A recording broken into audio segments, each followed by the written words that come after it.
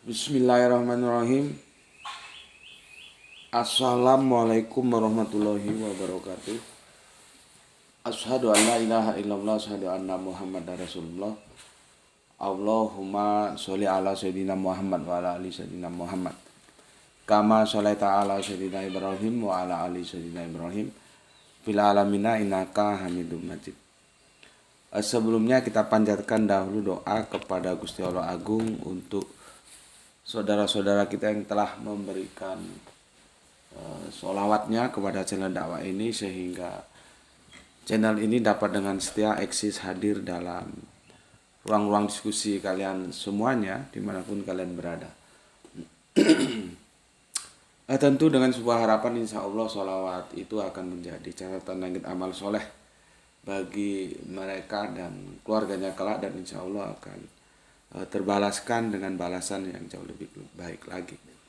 Kemudian untuk seluruh viewer terkasihku dimanapun kalian berada, aku ucapkan terima kasih atas apresiasinya. Semoga selalu always dan tidak pernah never tetaplah bertumbuh menjadi satu pribadi tangguh, yaitu anti skip dan anti download. Bagi yang berkenan silakan saja di share, tapi linknya ya, link kajiannya. Jadi jangan diunduh, kemudian dipotong-potong, diedit-edit, lalu diunggah ulang. Apalagi diadu-adu dengan video yang juga potongan ya. Jangan, linknya saja. Bila ingin ikut men-share, linknya saja di-share. Selanjutnya semuanya aku nggak bisa sebutkan satu persatu dari nama-nama kalian, yang ucapkan banyak-banyak terima kasih ya. Bukan banyak tapi banyak. Jadi bukan 7 tetapi 8 atau saman ya. Terima kasih atas doa-doa baiknya untukku dan keluarga, dan semoga kebaikan itu juga tercurahkan untukmu semua. Sebagai sesama saudara, kita saling mendoakan dalam kebaikan, dan insya Allah doa kita bagian dari sekian banyak doa yang dikabulkan Gusti Allah Agung. Amin amin ya rabbal alamin. Kemarin kita sudah bahas tentang samania ya. Kemudian aku berjanji akan memberikan sebuah penjelasan ulang sih sepertinya itu. Karena ingatku aku sudah pernah bahas juga ya tentang bahasa ya. Bahasa kaumnya ya. Itu insya Allah besok bisa kita lanjutkan. Kali ini aku akan ya katakanlah sebuah revisi ya atas resensi ya. Jadi kalau dulu aku tuh masih SMP itu ya, SD SMP itu senangannya baca majalah itu Intisari. Majalahnya kecil ya. Dimana contohnya sini ya. Sama ini gede ini majalahnya. Kecil dia majalahnya Intisari itu. Ya. Kira-kira seginian lah, seginian ya majalah Intisari itu, tapi dia tebal dan itu memang sangat berbobot sekali ya. Nggak tahu sekarang masih ada nggak majalah Intisari itu ya. Jadi orang itu bisa dilihat dari bacaannya ya. Kalau bacaannya majalah bobo ya enggak apa-apa, majalah bobo untuk anak-anak ya. Berarti ya perspektif cara pandang wawasan keilmuannya ya majalah bobo itu. Di majalah Intisari itu ada rubrik itu resensi gitu ya, resensi tentang buku-buku, tentang pendapat, tentang apalah ya, itu resensi. Nah, kali ini kita akan meresensi. Jadi tadi keliru ngomong karena mungkin karena nggak ngopi ya, hari ini puasa aku, hari Selasa. Logika tanpa logistik akan jadi masalah. Itu hadisnya GM ya, logika tanpa logistik macet. Maksud gue bukan revisi tapi meresensi apa yang kita unggah tadi malam ya, sebuah informasi bagus tentang bagaimana aku bisa bertemu dengan sosok yang menamakan dirinya Kiai Cepu. Itu ternyata orang penting juga dalam struktur Muhammadiyah ya. Mungkin dari generasi-generasi muda yang punya pemikiran progresif gitu lah ya. Oke, kita coba resensi bagaimana kok pertemuan itu bisa terjadi ya. Aku kasih tajuk, loh kok beda gitu ya. Loh ya. Kok itu pakai K atau pakai G? Kok beda gitu ya. Ini Kiai Cepu dan Gus Beti.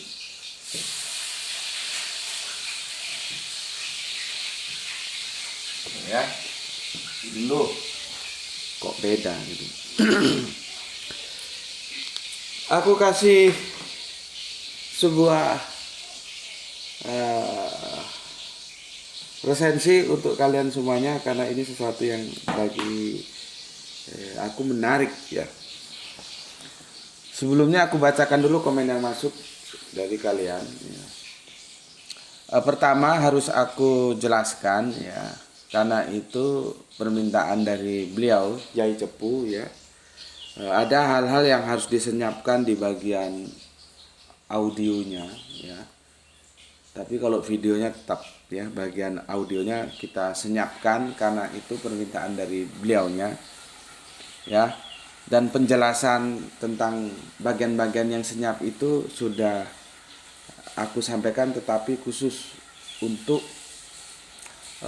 santri-santri Gus Beti di grup WA Isra ya, kajian Islam rasional, sudah aku tulis di sana ya penjelasannya, sehingga kalian mendapatkan informasi yang holistik ya di sana sudah. Dan aku minta itu untuk konsumsi internal kita, jangan dipublish kepada siapapun dalam bentuk apapun ya, karena itu pesan dari Kiai Cepu ya. Jadi kita harus amanah ya, tidak boleh untuk di publish, itu cukup untuk orang-orang tertentu saja, khususnya untuk santri-santri Gus Beti yang tergabung dalam grup WA kajian Isra ya, Islam rasional. Dan tadi jelang subuh aku sudah tuliskan di sana, dan kalian akhirnya mengerti kan kenapa itu disenyapkan. Oke. Komen yang masuk pertama dari Kang Aljus Masduki, hadir dia di urutan ke-7 ya. Matur nuwun dari Bandung ya Kang Aljus Masduki. Dilanjutkan Kang Sahran Gipari, menyimak begitu tayang sambil makan malam, mantap. Kang Mas Nurkolis, alhamdulillah Brebes hadir nyimak, salam Islam rasional guru. Oke, salam Isra juga untukmu saudaraku. Dan untuk Pak Lurah kita Bapak Iwan Tamim, salam Isra, terima kasih atas 3 merah hatinya ya. Kemudian soleha kita yang ada di Palu, Gispati, alhamdulillah hadir Tuan Guru, salam Isra buat semuanya. Oke, matur thank you, terima kasih matur banun atas 3 merah hatinya. Kemudian soleha kita dari Bandung ya, Ayah saha di dia, si Gelistea Rahani ya, assalamualaikum, waalaikumsalam. Bandung selalu hadir Tuan Guru. Oke, atur nuhun. Kemudian kita lanjutkan jagoan kita Juragan Bendungan, Kang Irfan Al Akbar ya. Salah satu tokoh Islam yang berpemikiran modern adalah Cak Nur ya. Jadi ada 2 Cak yang terkenal, itu produk Jombang semua, ada Cak Nur, ada Cak Nun ya. Kemudian ada satu lagi Gus Dur, tapi beliau tidak memakai istilah Cak. Cak itu panggilan gimana ya, khas Jawa Timur ya, panggilan penghormatan gitu ya. Penghormatan, tetapi sebetulnya itu egaliter ya, tapi tetap aja itu menjadi sesuatu yang asik, menjadi ciri khas Jawa Timur ya. Maka ada Cak Nun, ada Cak Nur ya, ini keduanya produk Jombang. Oke, salah satu tokoh Islam yang berpemikiran modern adalah Cak Nur alias Profesor Nurkolis Majid ya. Alhamdulillah JM bisa menghadirkan salah satu murid beliau yang memberikan klarifikasi terhadap salah satu kontroversi, sehingga Cak Nur pernah dituduh sebagai Islam liberal. Itu ya. Salam hormat saya kepada Kiai Cepuh, matur nun rawuh nipun di sini. Oke, terima kasih untuk Kang Irfan ya. Aku kasih komen sebentar. Jadi begini, di era-era keterbukaan reformasi itu kan akhirnya ada gerbong-gerbong pluralisme ya, sampai terus akhirnya kan ada JIL itu ya.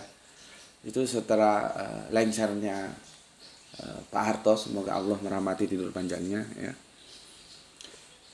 Begitu juga dalam pemikiran-pemikiran. Kemudian ya, dunia kampus itu memetakan, meskipun itu artinya bukan sesuatu yang exactly, artinya bisa saja setuju bisa tidak. Siapa sih sebetulnya tokoh pluralisme kita itu? Maka hadir 3 nama ya. Tentunya yang lain-lain ada, tapi sebagai dedengkotnya lah kira-kira begitu ya, sebagai komandannya lah kira-kira gitu. Lahirlah 3 nama ya. Ada almarhum Gus Dur ya, semoga Allah merahmati tidur panjangnya. Kemudian itu dari NU kita tahu semua ya. Kemudian dari Muhammadiyah lahirlah Buya Syafi'i Ma'arif yang juga almarhum, semoga Allah merahmati tidur panjangnya ya. Kemudian lahir satu lagi yang bukan NU, bukan Muhammadiyah, yaitu Cak Nur atau Prof Nurholis Majid, begitu nama lengkapnya ya. Tapi nama panggilannya di kampus dimanapun itu sering dipanggil dengan Cak Nur ya.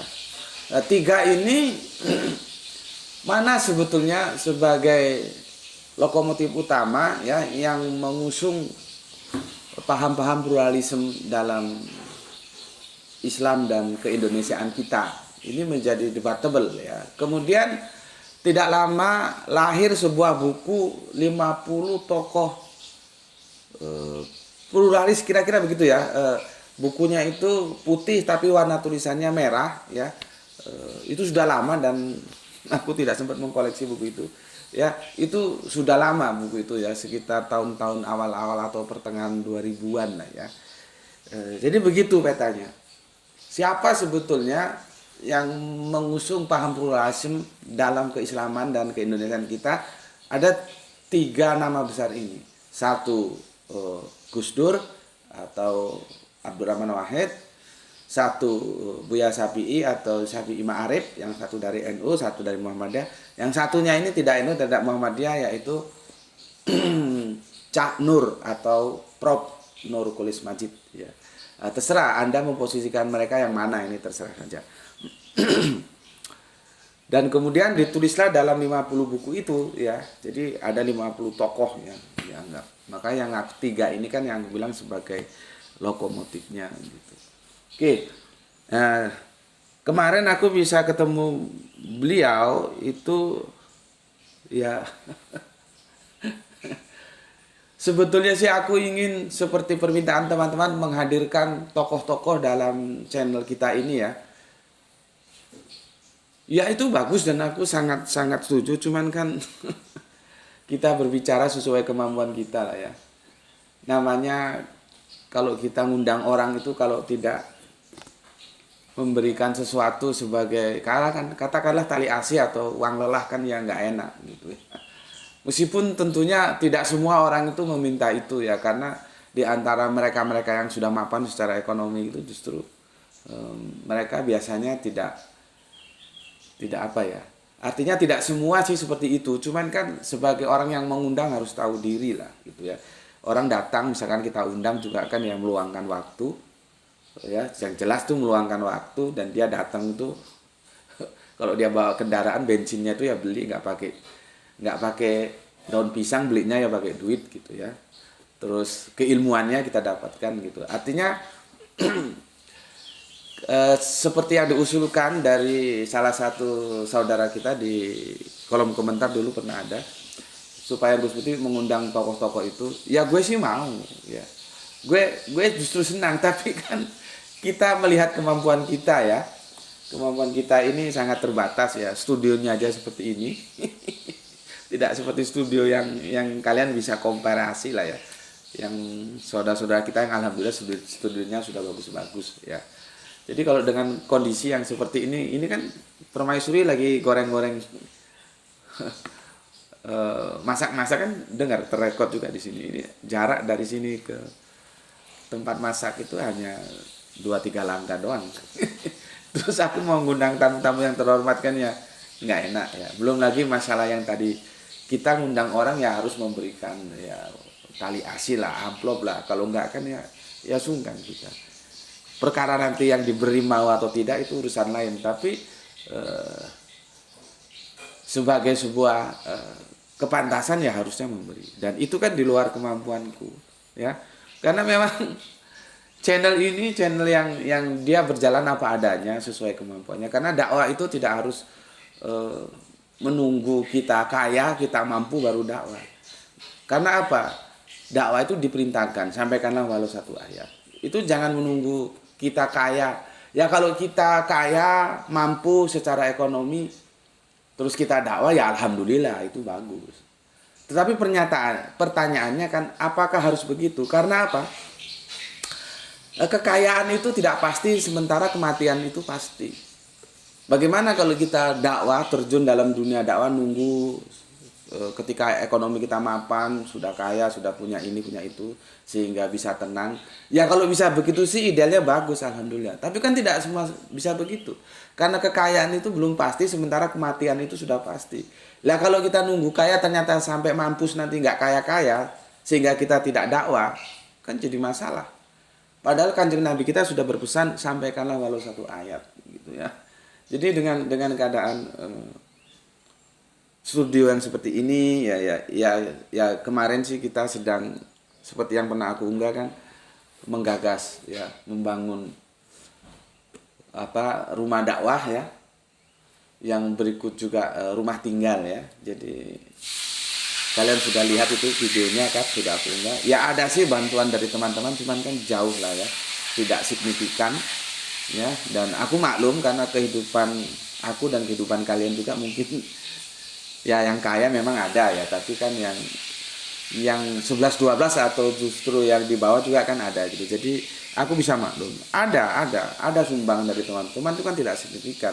Sehingga pembangunan saat ini ya, rumah tinggal, rumah dakwah itu ya masih sebatas pondasi, belum bisa berlanjut ya, nunggu pintu langit terbuka, siapa tahu ada dana sehingga bisa kita lanjutkan ya. Jadi alasan-alasan itu yang membuat aku tidak bisa memenuhi permintaan dari teman-teman, dan itu juga menjadi keinginan itu untuk mengundang mereka-mereka yang berkompeten dalam keilmuan tentunya ya, untuk kita ajak diskusi bareng di sini. Aku ndak mampu itu, sungkan gitu loh. Ngundang orang terus kita nggak memberikan apa-apa kan sungkan, nggak enak. Dalam bahasa Jawa itu sungkan. Meskipun mereka sebetulnya belum tentu minta. Tapi sebagai orang yang mengundang harus ada itu dong. Itu etikanya seperti itu. Ya, karena semuanya keterbatasan dengan kemampuan. Kan aku sudah bilang tidak ada makan siang yang gratis, ya. Karena apa ya? Memang keadaannya seperti ini. Ya, ini ada sebuah Graito. Ini aku punya sahabat ya, namanya Andreas Abraham Mardianto. Ini hampir sejaman dengan Kang Mas kita, Kang Mas Imam ya, dari Jakarta itu. Itu mereka penikmat tulisan-tulisanku di Facebook. Karena kan aku sudah bilang, sebelum aku masuk ke dunia YouTube, aku lebih settle dulu di dunia Facebook ya. Nih, lihat nih. Duh, nggak apa-apa. Nih ya, ini Kang Mas Andreas Abraham Mardianto. Aku juga nggak tahu ini Kang Mas ini apa, Islam apa Kristen, nggak jelas. Tapi kami berteman baik. Kalaupun dia Kristen, Kristennya sepertinya beda, tidak seperti Kristen umum itu. Ya, dia tanya ya, biasalah saling bertegur sapa, saling tanya keadaan ya, dalam apa namanya, inbox ya, bisa. Coba kita baca inboxnya. Oh belum, benar ya. Ini inboxnya.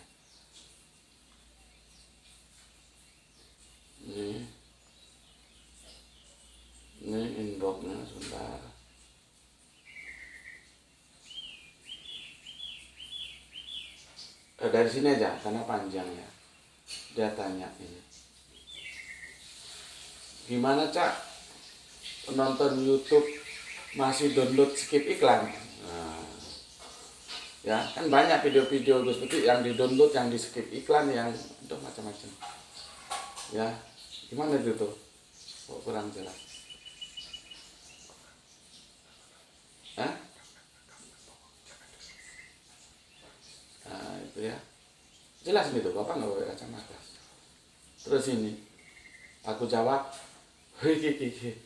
romantikanya gitu ya. Terus dia jawab begini, Pean harus maklum, penonton YouTube Muslim pelit sholawat, beda sama penonton Kristen loyal donasi.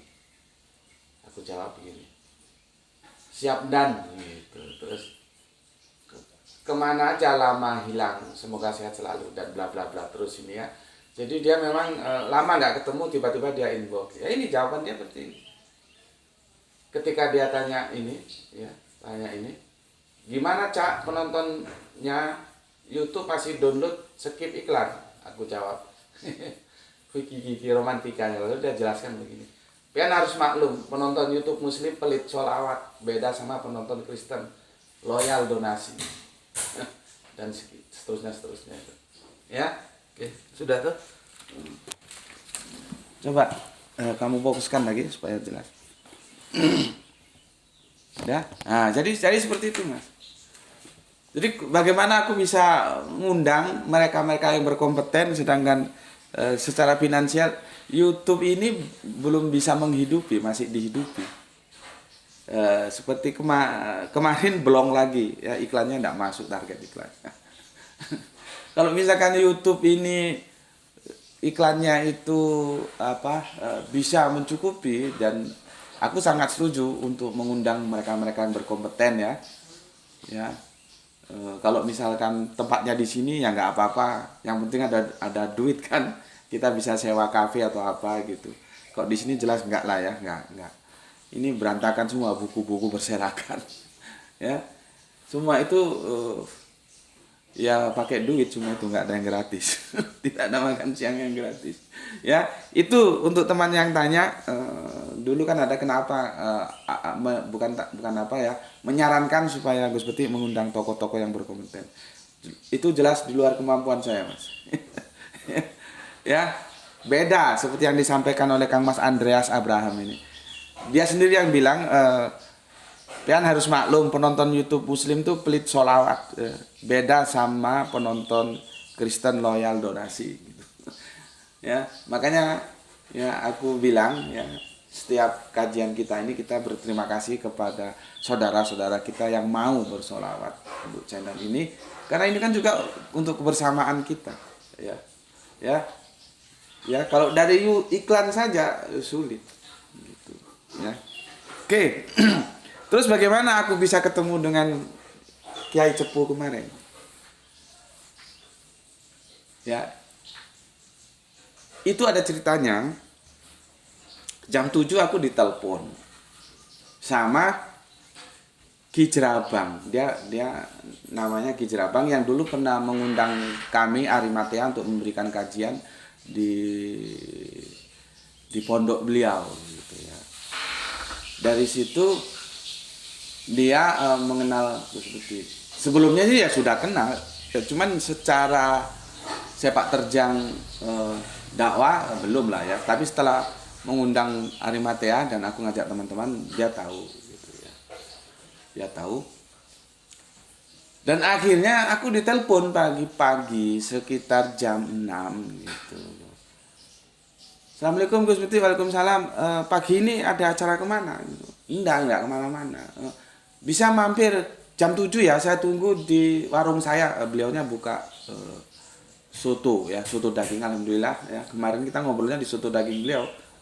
Ya, dan kalau teman-teman ada yang mau ke Batu ya, silakan mampir ke soto daging beliau ya. Nanti bisa aku recommended alamatnya ya, di Kota Batu ya. Dan pemandangannya sangat asri gitu. Dan aku mengiyakan saja tanpa aku tanya keperluan apa ketemunya gitu. Aku nggak tanya, karena apa? Aku sudah sudah bilip sama dia, sudah dekat persahabatannya, hubungan personalnya sudah bagus, maka aku nggak tanya. Aku juga nggak tanya, ini mau ketemu siapa, mau ada apa gitu. Ya, dia nyebut nanti ketemu dengan Kiai Cepu gitu. Aku cari-cari, ini Kiai Cepu siapa? Apa dia keliru mau nyebut Kiai Sepuh, tapi yang disebut Kiai Cepu gitu. Sepuh itu tua bahasa Jawa. Ya. Ternyata nggak, namanya memang Kiai Cepu. Gitu. Ya, ya itulah sehingga aku bisa dapat narasumber gratisan ya.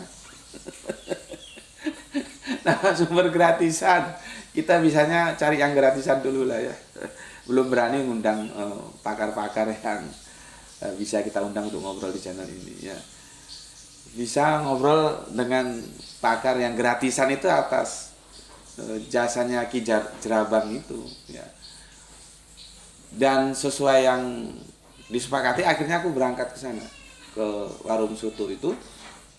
Dan akhirnya dipertemukan dengan Kiai Cepu. Dan aku tidak tahu siapa ini, aku tidak tahu.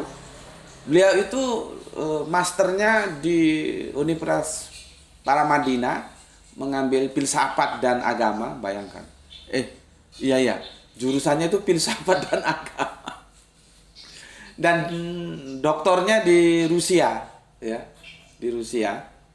Dan dia termasuk orang penting dalam struktur Muhammadiyah. Awalnya aku nggak tahu karena ini angkatan muda gitulah ya. Dia ternyata orang penting di Muhammadiyah. Karena apa? Kan kita ngobrol di warung soto ini. Tiba-tiba datang satu, datang dua, datang tiga. Aku kira orang mau makan soto gitu. Ternyata ini teman-teman Muhammadiyah yang ingin ketemu beliau. Jadi beliau sepertinya dakwah safari gitu ya. Dan giliran di Muhammadiyah Malang dan Muhammadiyah Batu. Dan yang mewawancarai kemarin, aku kan bagian yang nyoting, itu ketua Muhammadiyah Batu. Ya, aku memang akrab dengan Muhammadiyah, dengan NU. Ya kalau dengan Muhammadiyah dengan NU ya jelas akrab lah. Orang dengan Katolik, Protestan, Saksi Yehova, Unitarian aja aku akrab kok. Masa dengan Muhammadiyah dan NU nggak akrab ya? Ya jelas akrab lah. Dan kira itu Ranti itu kan semuanya berpendidikan di Muhammadiyah ya, dan alhamdulillah ya mereka tahu lah ya. Sebetulnya mau digratiskan tapi aku bilang enggak lah, aku tetap bayar, tapi tolong SPP-nya itu SPP yang khusus gitu, jangan disamakan dengan teman-teman gitu. Jadi alhamdulillah Muhammadiyah telah membantu ya pendidikan Graito dan Ranti gitu. Aku sendiri sih kan sudah pernah cerita, mamaku itu kalau backgroundnya itu Nahdlatul Ulama tapi yang deso, yang kultural, sedangkan bapakku abangan. Islam abangan, preman. Sedangkan aku sendiri karena pergaulan ya itu akrab di mana-mana gitu ya, dengan teman-teman Muhammadiyah, dengan teman-teman NU gitu. Jadi Kiai Cepu itu ternyata dalam struktural kemuhammadiyaan orang penting gitu. Jadi kita ngobrol sini, ini santri-santrinya banyak yang datang gitu. Teman-teman Muhammadiyah ada beberapa putri gitu. Di situ aku bisa ukur, oh ini orang ini punya bergaining lah, orang penting di Muhammadiyah gitu. Memang kita tahu ya, ini bahasa ada temanku yang jadi dosen ya. Kalau dia doktornya dari Australia nggak salah, Australia Singapura ya. Dia mengatakan guyonan dia, kalau kita ke kantor Muhammadiyah di Jakarta itu mau Muhammadiyah lantai 1 atau lantai 2 gitu. Karena dia pisahkan yang lantai 1 itu yang apa ya, yang sepuh-sepuh, yang lantai 2 itu yang progresif kira-kira begitulah. Nah, ini masuk yang progresif dan dia appreciate terhadap tahlilan dan apa kemarin itu. Dia ada videonya dikirim ke aku. Ya, oke. Kenapa aku diundang oleh Ki Jerabang ya ke warung sotonya dan dipertemukan dengan Kiai Cepu? Ya. Sebelum itu kan sudah diskusi tentang Cak Nur yang dosen beliau, dan itu sudah kita unggah tadi malam ya. Trigger yang menjadikan Ki Jerabang itu mengundang Gus Betik untuk dipertemukan dengan Kiai Cepu, dan alhamdulillah kita dapat narasumber gratisan. Gak usah repot ya. Itu karena dalam pandangan Ki Jerabang, Gus Betik itu satu frekuensi dengan Kiai Cepu, gitu loh ya. Karena memang lihat mungkin secara lahiriah oke ya, kalian bisa lihat di videonya itu, dia juga rambutnya gondrong dan pakaiannya juga begitu, kaos dan biasa, itu orangnya biasa, itu kaos ya, pakai celana biasa. Gus Betik juga begini. Mungkin dalam cara pandang Ki Jerabang itu, dia memandangnya secara lahiriah dan secara pemikiran sepertinya ketemu gitu loh. Dan aku memberikan jawaban secara physically lahiriah mungkin iya ya. Kami sama-sama tidak suka tampil dalam hal-hal yang primordial, yang resmi ya. Ya, seorang narasumber ya terus harus berpakaian gimana gitu. Itu aku enggak. Mungkin di situ antara aku dan Kiai Cepu itu ketemu. Dari cara berpakaian ya sudah apa adanya gini. Enggak harus gimana gitu ya.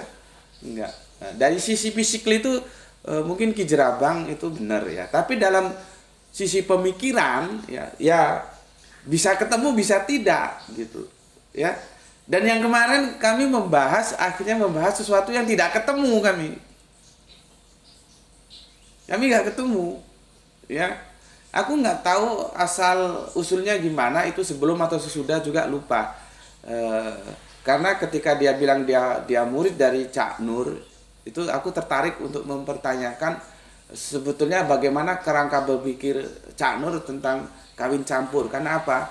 Hati-hati ya, sekarang ini kawin campur itu menjadikan salah satu pintu pemurtadan ya. Jadi hati-hati ya, dan kita sudah bahas itu ya tentang perkawinan ya. Kita sudah bahas, videonya sudah ada gitu ya. Silakan dilihat bagi yang belum lihat. Maka aku tertarik. Ternyata tidak seperti apa yang kita terima di publish ya. Bagaimana cara pandang Cak Nur terhadap kawin campur itu terkait dengan putrinya juga ya. Itu sudah videonya sudah kalian tonton gitu. Nah, di samping itu juga kita cerita tentang konstruksi Abrahamic faith ya, teologis tentang anak-anak Abraham gitu ya. Jadi mulai sebentar dari sini ya. Ini aku hapus saja ya. Oh enggak, nanti kalian perlu. Dari mulai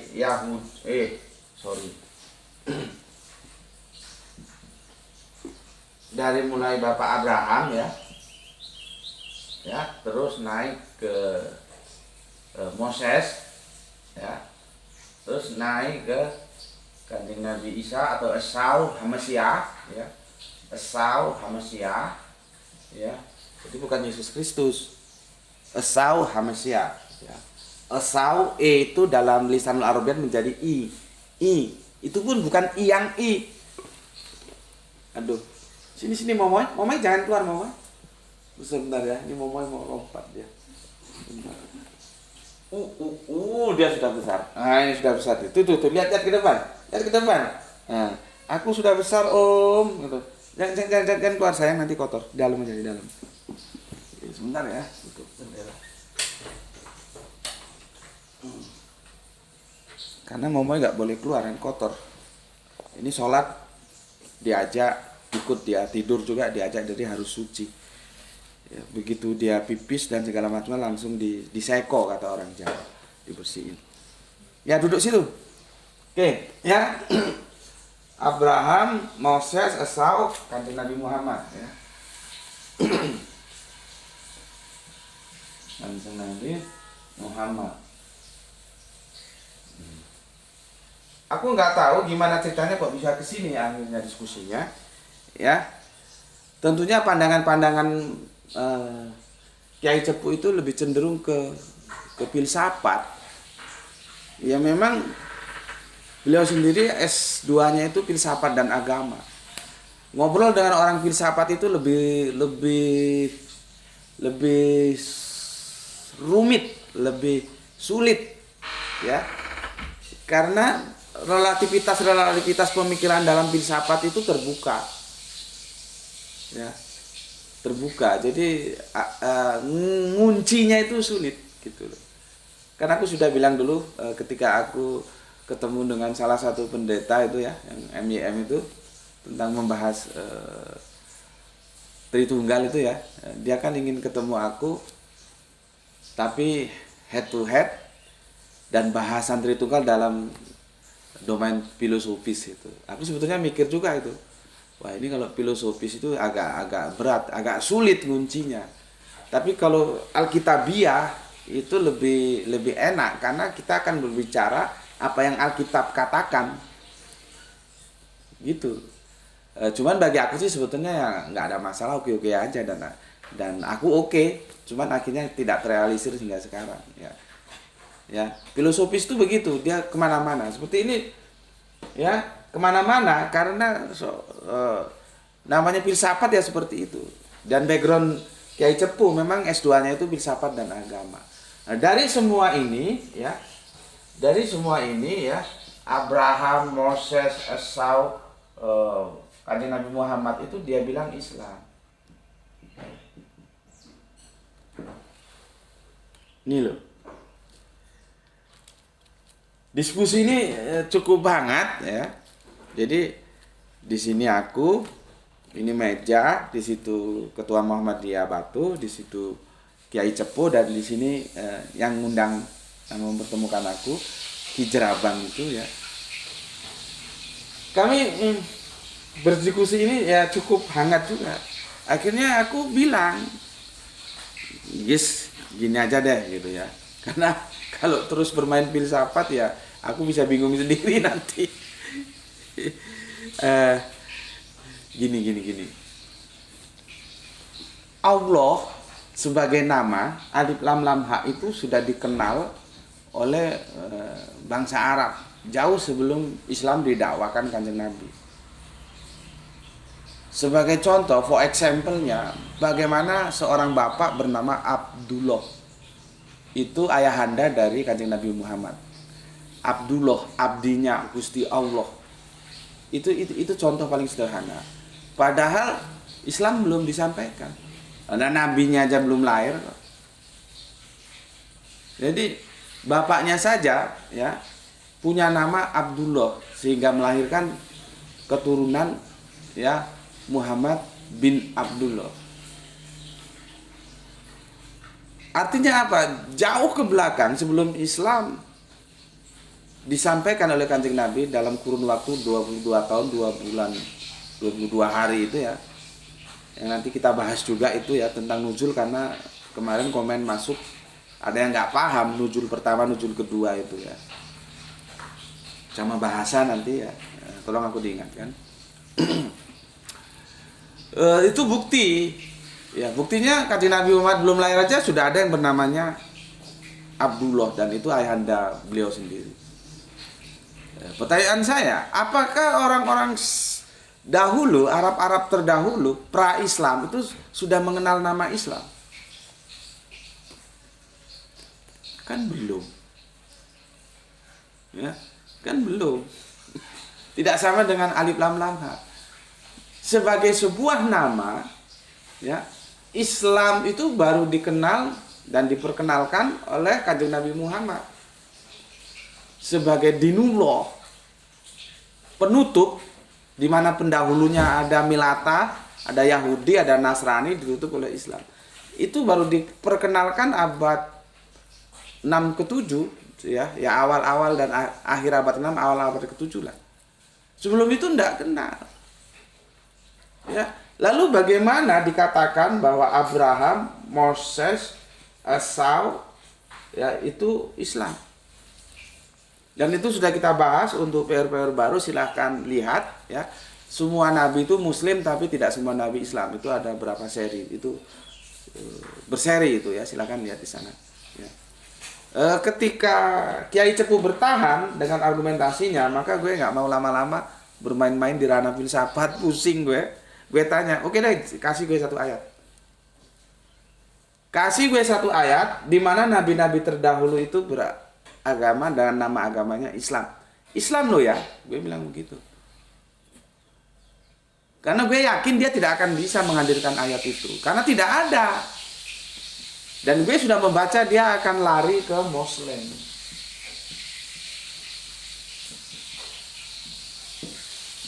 Dan benar, ketika gue minta, oke, monggo beri saya satu ayat, ya Islam, ya Islam lo ya, bahwa nabi-nabi terdahulu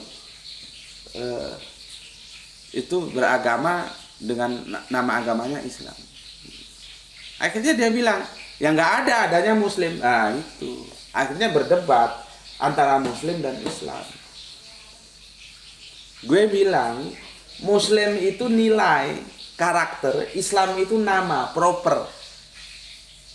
Milah Abraham itu nama, proper. Muslim itu karakter. Yahudi itu proper, Muslim itu karakter. Nasrani itu proper, Muslim itu karakter. Islam itu proper name, Muslim itu karakter. Gitu loh.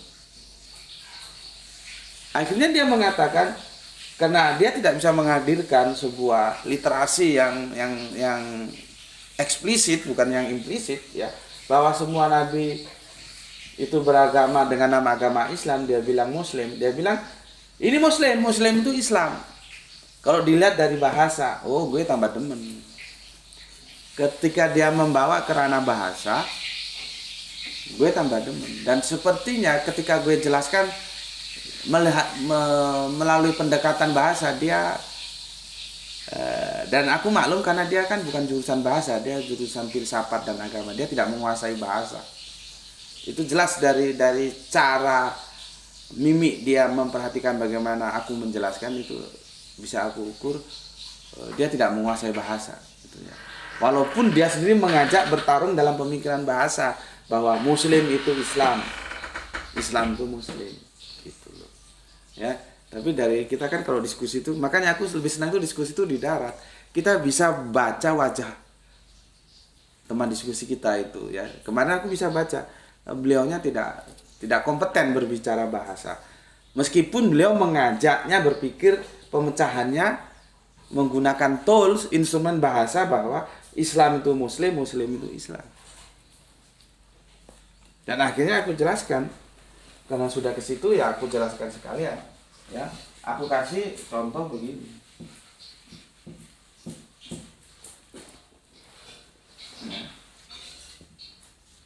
Ini di Jerabang ini di samping ini.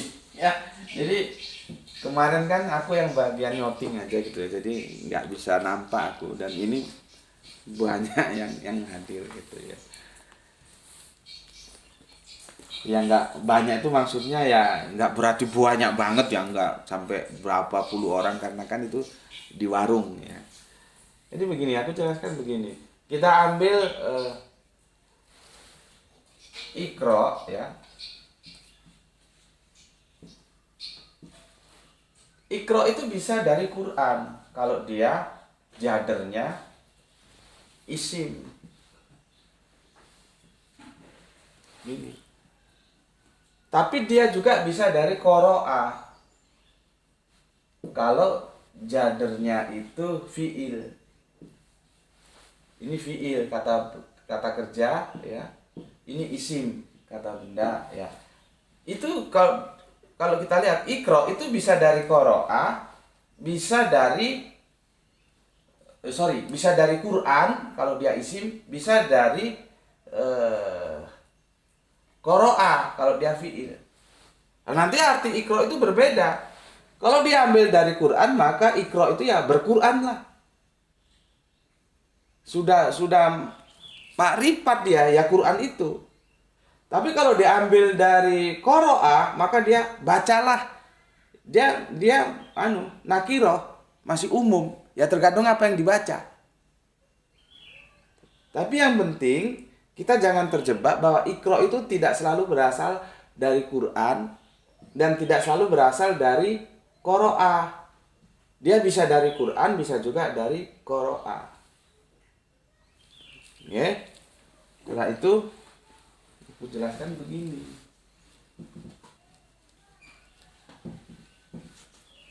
Ingat, harus pelan-pelan ya, karena kalau ngebut-ngebut nanti haus.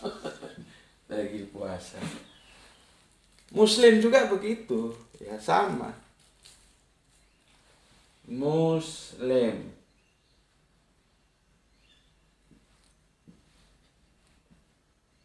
Ini bisa dari Islam kalau dia isim ya. Bisa dari Islam. Tapi bisa juga dari salama.